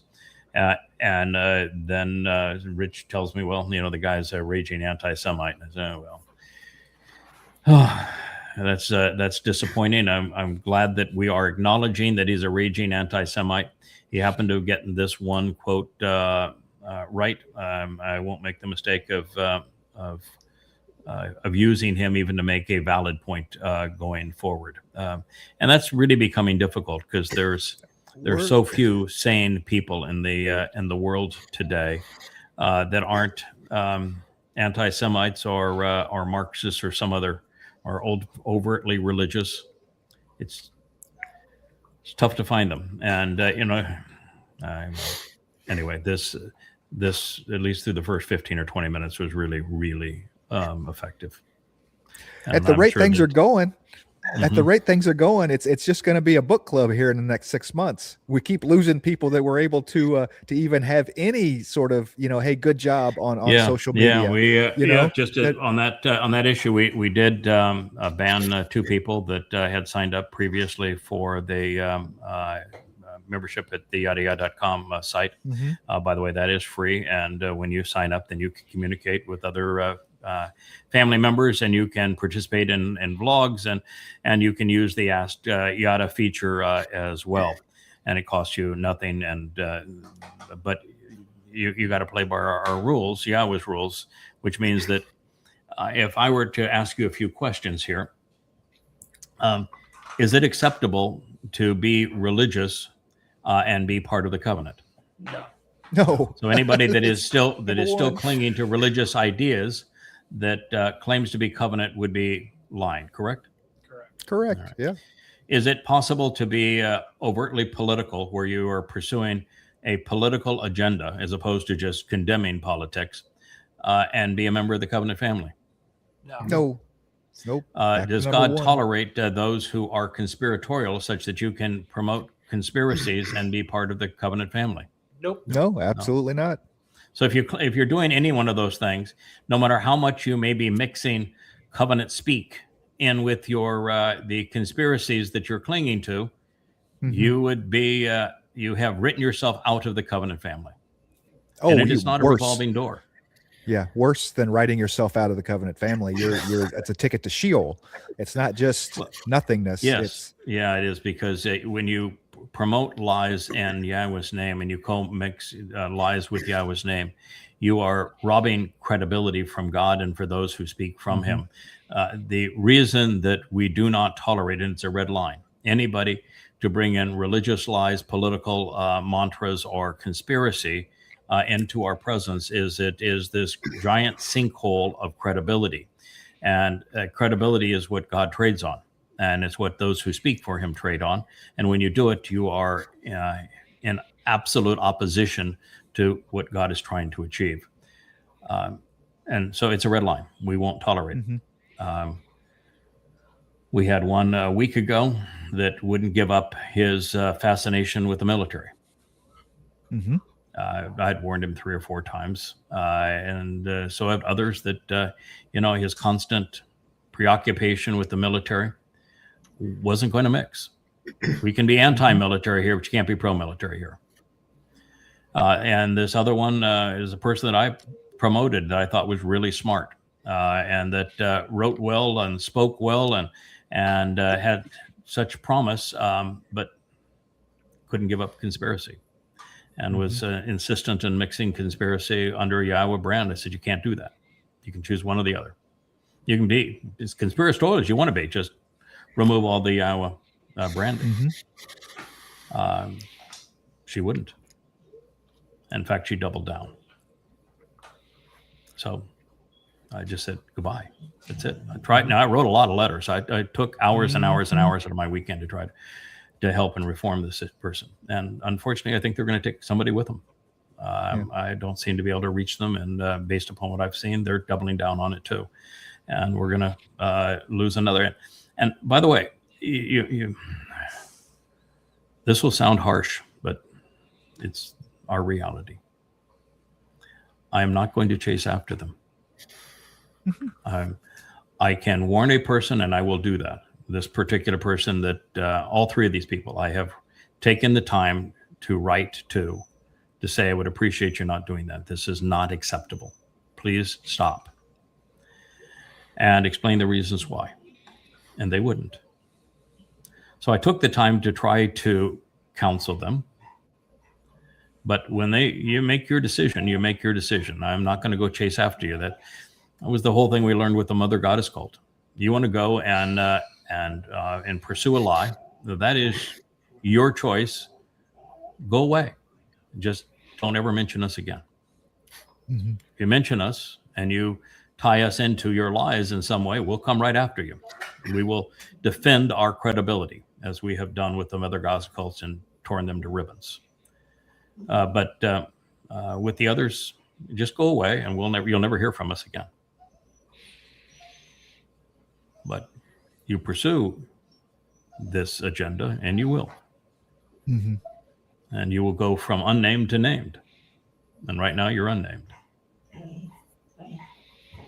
So yes, it's been a telling experience this weekend and a couple of days thereafter. But I can tell you that, as Rich said yesterday privately after the show, that every time we have such a situation, we're always in the midst of translating something that speaks directly to it. Mm-hmm. I was in the midst of translating Isaiah 10, and that brought us directly to the last chapters of Judges, and they speak directly to this and why it's unacceptable, and why we have to be bold enough to say no. You can't, particularly now. Mm-hmm. God's going to eliminate everyone who is conspiratorial, everyone who is religious, everyone who is political.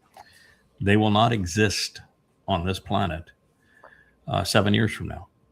Yeah. And those who were pulled away and fooled, their souls will simply cease to exist. And those who have actively promoted the lie, their souls will continue to exist, but separated from the rest of us in a place called Sheol. So it's a very dangerous thing that they're on. And I'm not compromising, nor is God. Mm-hmm. Yeah, we shouldn't. I don't think you were harsh enough. I think, sorry. I'm not chasing after anybody. It's an absolute distraction. When I'm taking cattle from the field down to the barn, I lead and I walk, and the cattle follow me because I'm banging the corn bucket. Now, if the young calves want to run off in the woods, guess what? At some point, they're going to come down to the barn because they're going to get hungry. So just let them go. I'm not running through the woods, chasing them and trying to keep everybody. No. This is where I'm going, and you're coming with me because this is the best place to be. Yeah. Now, the only issue with your metaphor is that those who are running away here aren't going to come back. No, they're not. No. This is not a revolving door. We're not keeping the barn door open for them. They're not going to come back. Yeah. But it's just, I think of all the time that we wasted this weekend trying to be kind, helpful. Yes. And then I got absolutely blasted by one of the most vile responses I've ever seen from anyone. This person who wrote so eloquently just absolutely loses it and vomits all over themselves. And what they wrote was not only discombobulated, but vile. Mm-hmm. And then they take one of my translations, they remove it from context, they truncate it, and then they negate the very point they were making by erasing Yahweh's name and replacing it with YHWH, even Dowd with DWD. Yeah. And let me just to be really clear here. You can write Yahweh's name if you want to transliterate it as Yahweh in English, Yahweh. Or you can convey Yahweh's name if you're writing in Hebrew using the Hebrew alphabet. But to write YHWH is wrong in every possible way. It's not a transliteration, and you're not writing it as it was written in Hebrew. Those are not Hebrew letters. You either write it correctly as it was written in Hebrew to a Hebrew audience so that you can speak and communicate in Hebrew to a Hebrew audience so that they can say it and read it, or you write in English, in which case you transliterate it. There is no justification for what the Mother Goddess called his doing with going back to Yod-Heh-Wah-Heh as a YHWH. You cannot do that. That is wholly unjustified. That is nullifying Yahweh's name. It is an unforgivable crime, as highlighted in the third statement that Yahweh etched in stone. No, it's wrong. And this individual negated the very claim that she made by truncating my citation of a Mizmor by writing the first thing she wrote right underneath it, negating Yahweh's name.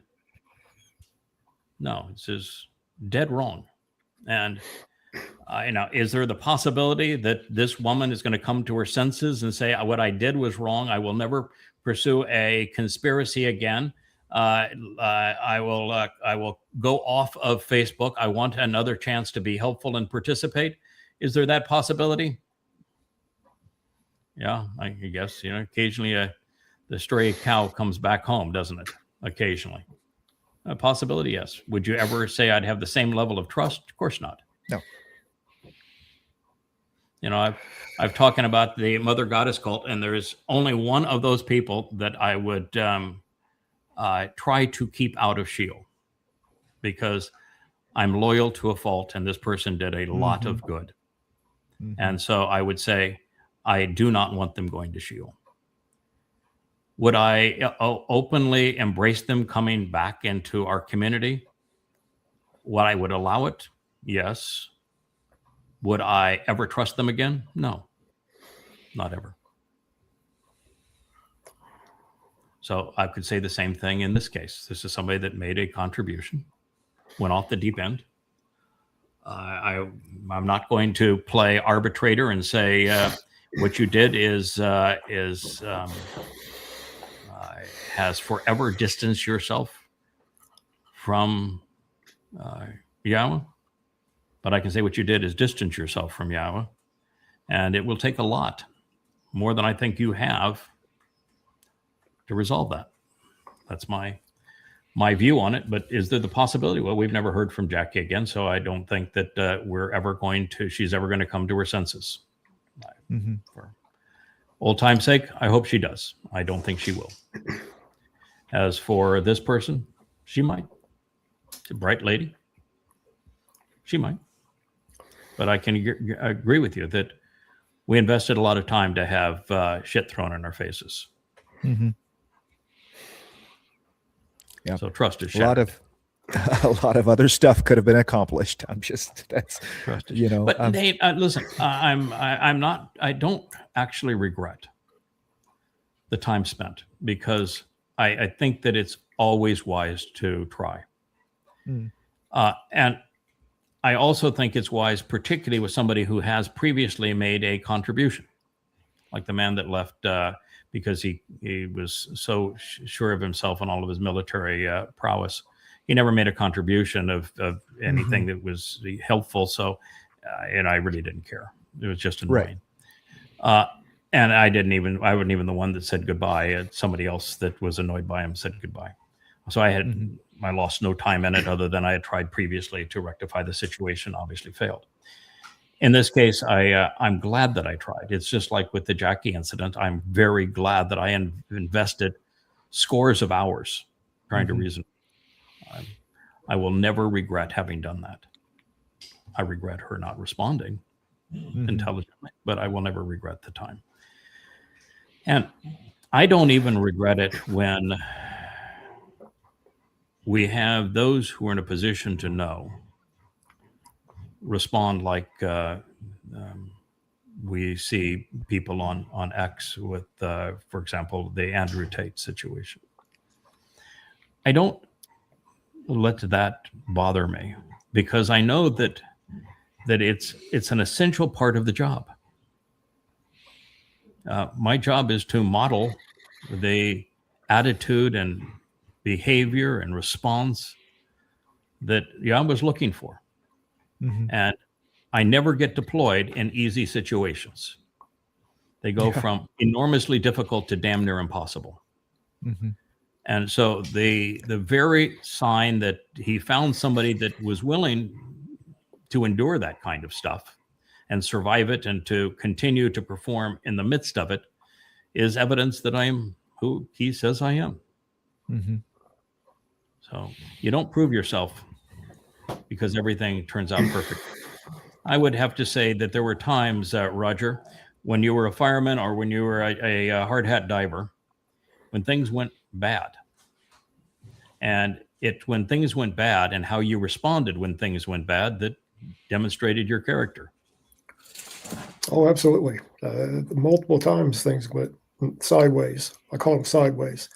And you gotta figure out why, and you gotta figure out why fast. And so it's your experience that comes in to get yourself out of situations like that. But yeah, it was dicey there a couple times. I mean, real dicey. So yeah, I agree. And people like we're talking about, I hate to say this, but it seems like there's got to be more the closer we get. I think so. As it gets down to the final few. There's no number for the final few, but few means few. Yeah. So I think it's going to be very lean. Yeah. And I think it's lean for a lot of reasons, Roger. First, let me just speak to your point. I don't think we can respond effectively in the moment and make the right decision unless we are tremendously prepared, unless we have invested the time to learn the material that we must study, whether it be hard hat diving, firefighting, or Yahowah. Unless we have that foundation of knowledge and understanding and have been tried and tested in prior times so that, and even rehearsed for these things, you don't prevail in a situation that is that threatening unless you're prepared. You don't get lucky. It's because you were prepared. You were ready for it. Exactly. So that's I just want to speak to that because this didn't happen by accident. No, and it's a combination of training and experience. Yeah. As you speak of the number of people for the harvest and the final remnant being few, which is the conclusion that I have come to. I think they're few for a lot of reasons. One reason is God doesn't like people very much. And a lot of people he likes not at all. That when people become many, he has been burned so many times that he's just tired of people becoming many because we become universally evil. So fewer people is far more favorable to God than many people. Second is that what he is trying to elevate the Shabuah harvest team to is a really tough damn job. It's a tough job. It'll be a fun job, but it's a tough job. We work as a team in support of those two witnesses through Towrah. And Towrah is the most amazing day in universal history, and it's also the toughest damn day in universal history. I mean, you're going to have billions of people that are going to be eradicated on Towrah. And you're going to have the most gruesome sacrifice in the history of the world on Towrah. It's going to be a really rough day, and you're going to be playing to an audience that's going to be spitting in your face the entire time that you're trying to save them. They're going to be spitting in your face. There are not a lot of people that are going to be ready for that. That is way, way beyond what most people are ready for. And the last thing we need is a distraction among the core group where we're going to be looking behind our backs and somebody is doing an all-foldo at that time. You know, somebody wants to bail out now because of a conspiracy theory or whatever it is that they want to prioritize, their love of the military. They want to do that now. Yeah, okay. We lose a little time. We take care of it, and it's goodbye. Then we don't have that kind of time. We don't have that kind of patience. We don't have that. That is not going to work. And so everybody that has our back had really better be prepared. They had better be, as Roger was, experienced, having rehearsed what is going to happen, and be resilient and be ready. So I think that is few people. We could get it done with 8. 80 would be marvelous. But if you're getting, into the hundreds, I'm not sure that we have anywhere close to north of 100 people prepared for this. Vetted by Yahowah, trained, prepared, equipped, ready. I just do not see it. I'd be delighted with 80. Yeah, and to your point, I mean, Towrah is a big day. Don't get me wrong. Okay, it is one day. It is a sprint. It is the whole culmination, right? 3 years on that Temple Mount. 3 years. 1,250 days. 50. Yes, that is a grind. That is every day.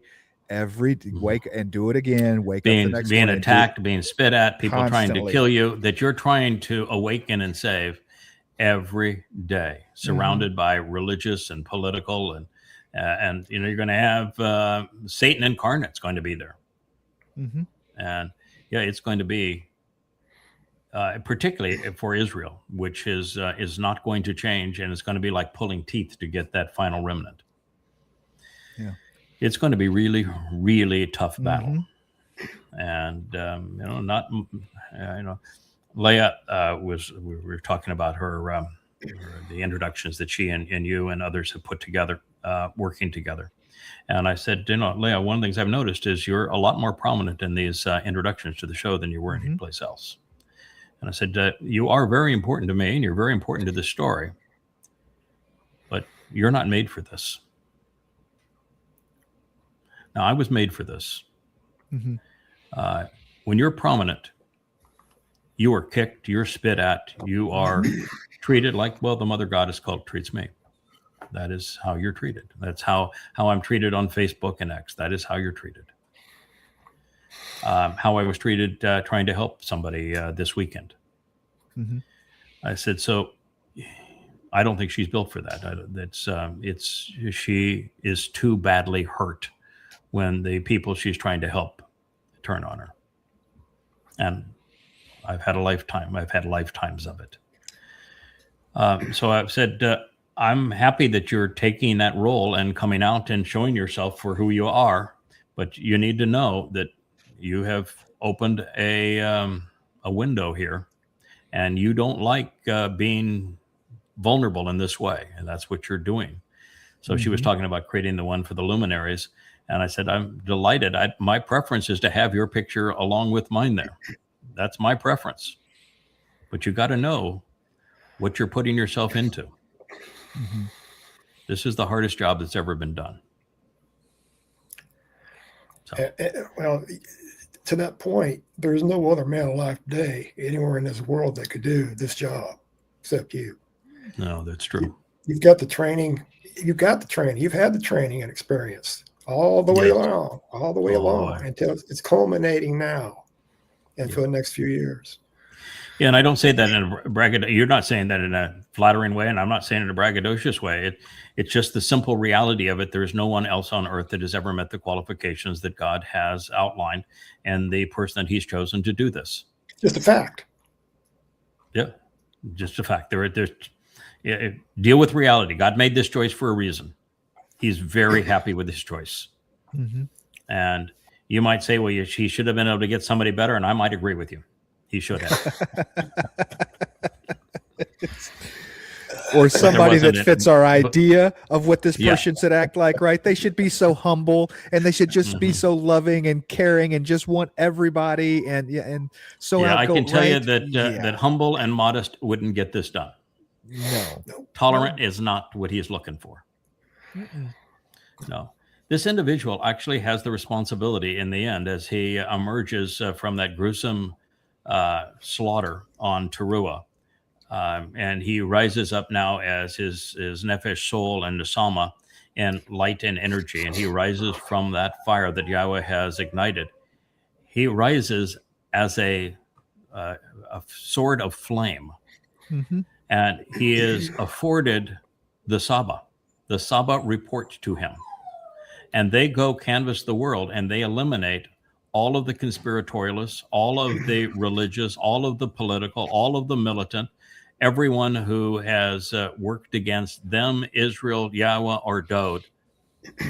They eliminate them all. You talk about a tough job. And then it's not over then, because then they have to judge those who are going to Sheol and those who have to face recompense before going to Sheol, and make the people who've been abused by them available to watch them endure recompense to get closure on what they did to them.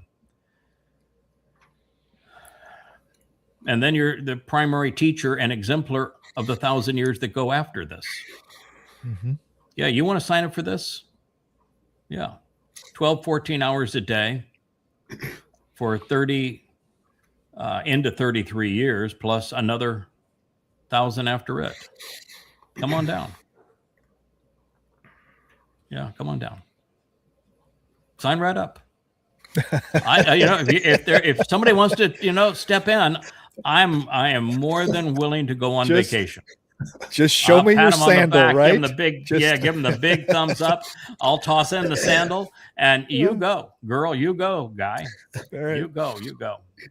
But you better fulfill every one of the Anybody? check boxes that Yahweh has for this person, and you better do your homework. You better be prepared, and then you need to find out just how difficult the job is. Moshe's job was easier than this one, and he told God to kill him. Mm-hmm.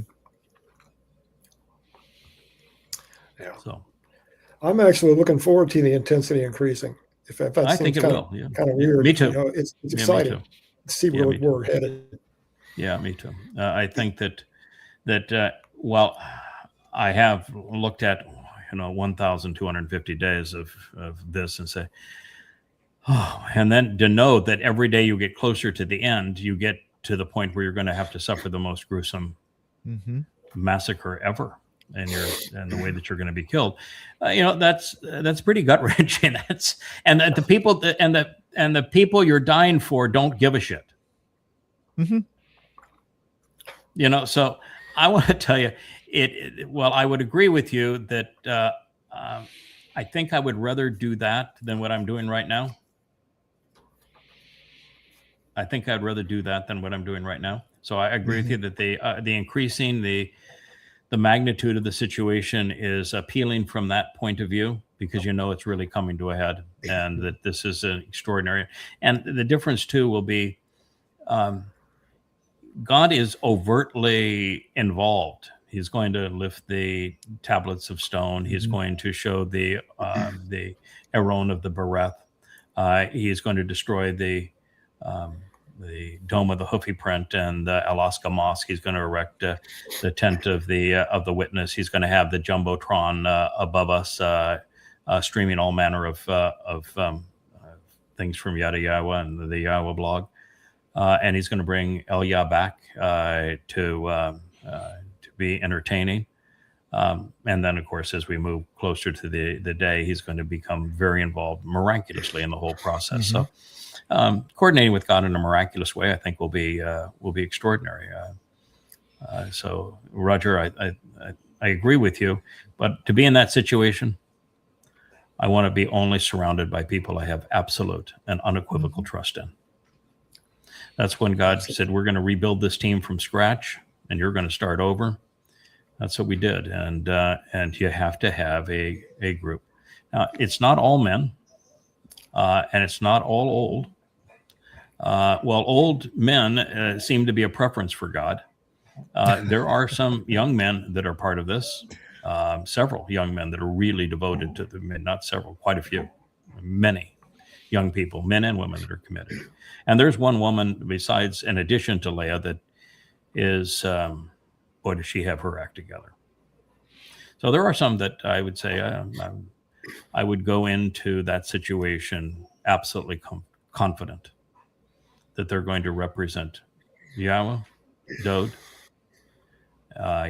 Israel, humanity, and me appropriately. And that's what you need. I cannot survive this alone. Not even if it was just you, Yahweh, and I. This time it takes a team. Yeah. That's why we're having the Shabuah harvest. That's why we have this time now. That's why we decided, we're not looking for anybody else to join the covenant family. If you do, that's your call. Great. And you're welcome. But, we're not trying to increase our numbers or subscriptions or followers or anything of that nature. All we're trying to do now is to equip the core group so you're ready. Oh, there we are. On most of these pictures, Dowd's been, I'm 6 feet, and Dowd has been more in the 5'10" range. But this time I'm looking up to my son. He's Natalie attired. Leah just loves that jacket. And in that scene, I think it works pretty well. It is important for Dowd to be regal, and it's important for me to be me. Yes, I serve as his father. I serve really as his conscience in a very important way. guide and supporter and that sort of thing. But I don't ever want to be perceived as regal. I don't ever want to be perceived as anything other than he's my kid. I love him. I support him. He's God's firstborn son. He's the reason we're all here. Let's appreciate him. Let's protect him. Let's help him. And let's yada Yahowah together. And so I think that field of barley and the yada Yahowah script there, and Dowd standing tall, and his dad just proud of him, and not trying to impress anyone, just being him, which is good enough for God. I just love the look of that. And of course, it takes you to yadayah.com. And Leah is the one that posted this. She posted it because we had somebody that was advancing the perfect myth. And God's not looking for perfect. Looking for perfect, then Dowd would be done, and so would I. And God would have to do himself in, because he's not perfect either. And that's something the religious can't process. But no, God's not perfect. The prophets aren't even perfect. God's testimony is not perfect. His creation of man was definitely imperfect. So, and that's a good thing, because if any one of us were perfect, then there'd be no room to grow.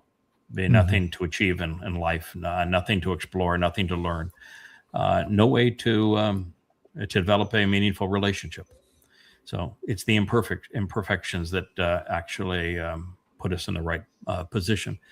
So she was the one who wrote what I have copied and pasted here. Those being chosen to work with Yahowah does not mean that one is perfect.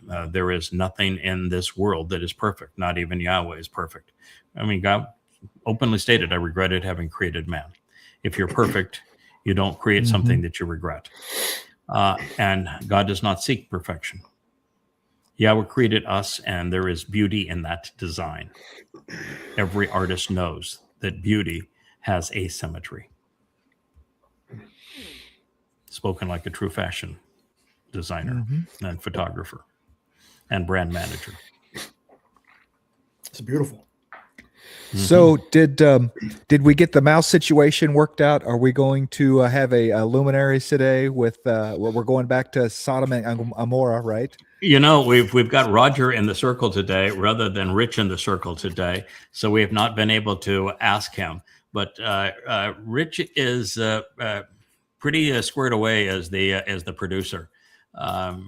Rich, during that show, when I was having the trouble with it, he was able to run the show and Google mouse malfunctioning 850-page book using this version 365 of. And so he put in the whole scenario and said, "Oh yeah, very common problem. It's a Microsoft bug." And so it's better. And I tested again this morning. It's working still this morning. So okay, so it's better. He says it's better this morning. That's encouraging. We're going to do one regardless. And my view is that if the technology is working against you, admit it. Laugh about it, and do the best you can going forward. There's no reason to try to hide it. I remember there was a situation with Dan Rather, who was after Walter Cronkite did the evening news for CBS, and something went awry on his set. So what he did is, rather than laugh through it and say, "Okay, we have a technical problem here. I'm going to do the best I can. Just put up with me. I'm letting you know what's going on here, but we'll make it through here."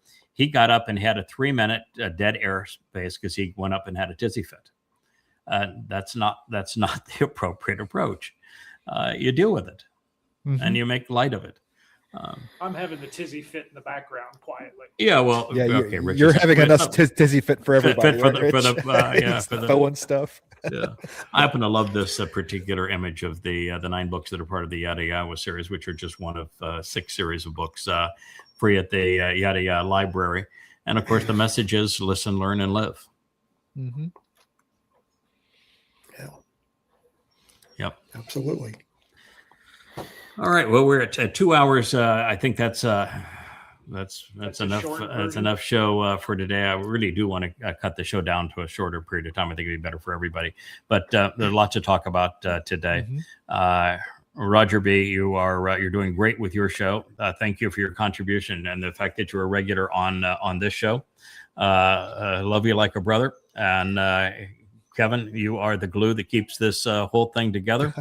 And we're looking forward to having more shows where we get Rich as the man in the circle, who has this all working for us in terms of producing these programs. And keep in mind, our programs are for our family. We are here to equip the family such that they are prepared for what's coming, and what's coming is going to be really tough duty. And then, of course, it ends with really extraordinary duty as we get to celebrate the return to the garden for that final remnant, and we get to go explore and celebrate the universe with Yahowah. So this is a story that has a happily ever after ending. So thank you all. Good day. Thank you. Hey there, thanks for tuning in. That was Fetch. Gotta run now. Catch y'all on our next podcast.